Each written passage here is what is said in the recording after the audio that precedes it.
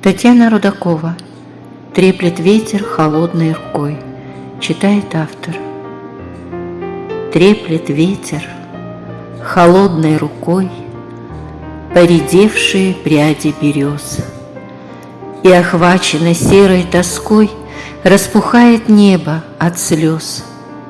Стонут где-то вверху журавли, расставанья настала пора, урожавшей все лето земли послеродовая хандра, неулыбчивый сонный рассвет и утративший краски закат, словно лето ушедшего след, огоньки рябины горят.